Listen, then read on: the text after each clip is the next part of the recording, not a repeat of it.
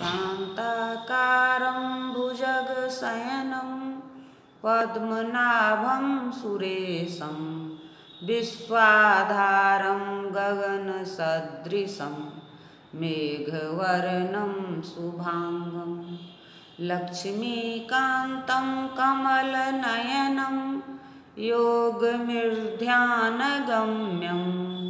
वन्दे विष्णु भवभयहरं सर्वलोकैकनाथं।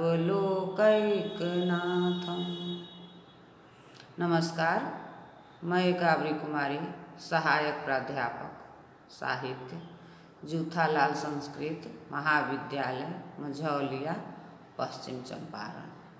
आज उपशास्त्री के छात्रों के लिए काव्यद्वीप का द्वितीय शिखा से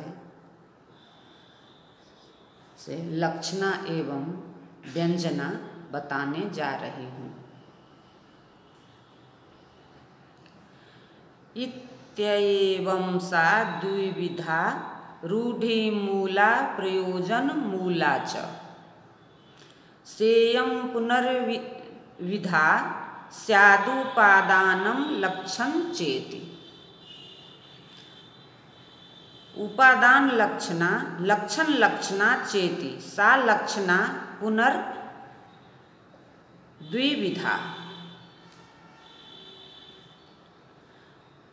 प्रथमतः रूढिमूला प्रयोजन भेद से लक्षणा दो प्रकार की होती है। अब इन दोनों लक्षणाओं में दो दो भेद और कहे जाते हैं, उपादान लक्षणा और लक्षण लक्षणा। इस प्रकार रूढिमूला प्रयोजनवती उपादान लक्षणा और लक्षण लक्षणा भेद से लक्षणा चार प्रकार की होती है। अब उपादान लक्षणा का लक्षण कहते हैं अपने अर्थ को बोध कराने के लिए जहाँ पर दूसरे पद का आक्षेप किया जाता है उसे उपादान लक्षणा कहते हैं।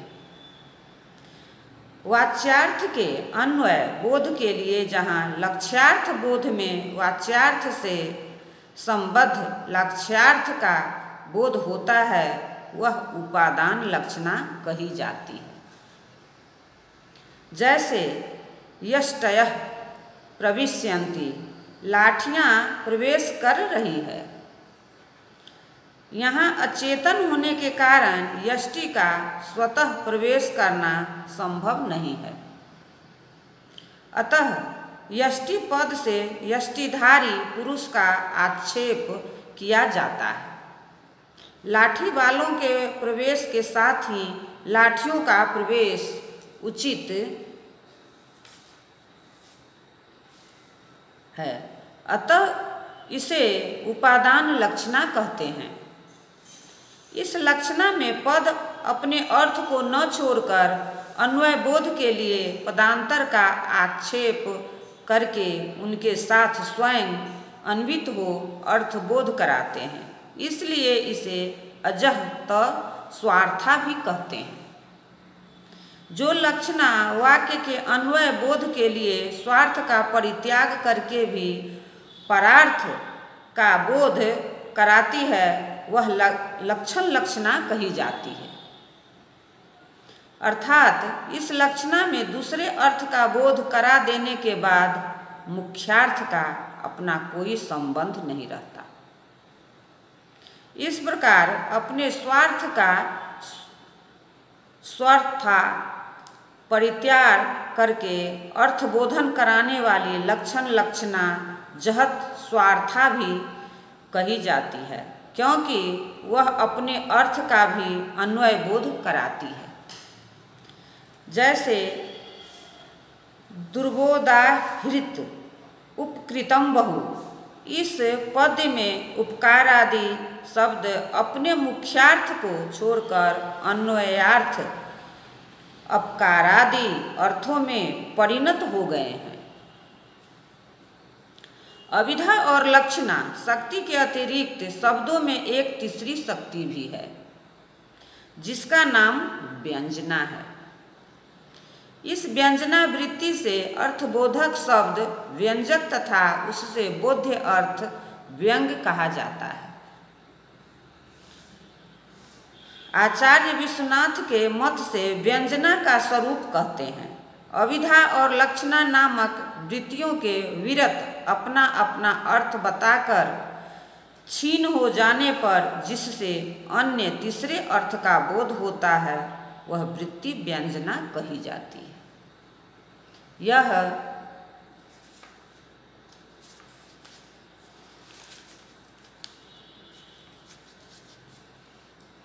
व्यंजना शक्ति शब्दनिष्ठ और अर्थनिष्ठ भी होती है। शब्द की तरह अर्थ भी अर्थांतर का व्यंजक होता है। इसलिए शाब्दी व्यंजना और आर्थी व्यंजना नाम के व्यंजना के दो प्रामाणिक भेद हुए। शाब्दी व्यंजना भी दो प्रकार की होती है, एक अभिधामूला और दूसरी लक्षणामूला। जैसा कि साहित्य दर्पण में विश्वनाथ भट्टाचार्य ने कहा है।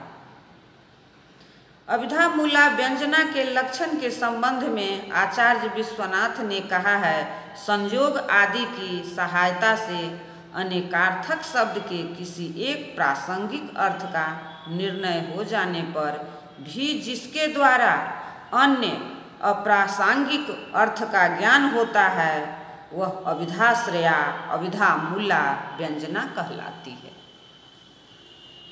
अर्थात जिन शब्दों के अनेक अर्थ होते हैं उन अनेकार्थक शब्दों से संयोग आदि कारणों से जब यह निश्चित हो जाता है कि इस शब्द का यही अर्थ है, तब बाद जिस शक्ति के द्वारा वहीं पर दूसरे अर्थ का बोध होता है उसे अभिधामूला व्यंजना कहते हैं। जैसे अनेकार्थक सैन्ध वमानय, सैन्ध वमानय इस वाक्य में भोजन के अवसर पर भोजन के प्रसंग से जब नमक रूप एक अर्थ का निश्चय हो जाने पर वह सैन्धव नामक सैन्धव शब्द नमक अर्थ का वाचक होता है, अश्व का वाचक नहीं माना जाता, किंतु वहाँ जो अश्व अर्थ की भी प्रतीति होती है वह अभिधामूला व्यंजना शक्ति से ही प्रतीत होता है, अभिधावृत्ति से नहीं, क्योंकि उसका अन्य अर्थ में नियंत्रण हो चुका रहता है।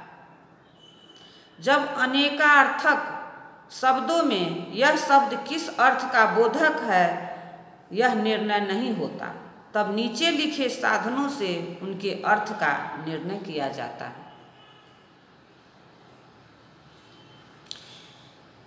एक संयोग, विप्रयोग, साहचर्य, विरोधिता, अर्थ, प्रकरण, लिंग, अन्य शब्दों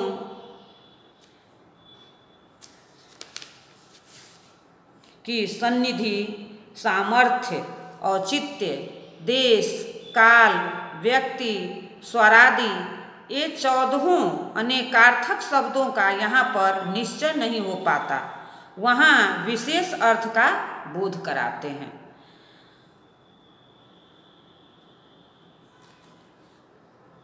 शेष भाग अगले वर्ग में बताऊंगी। धन्यवाद।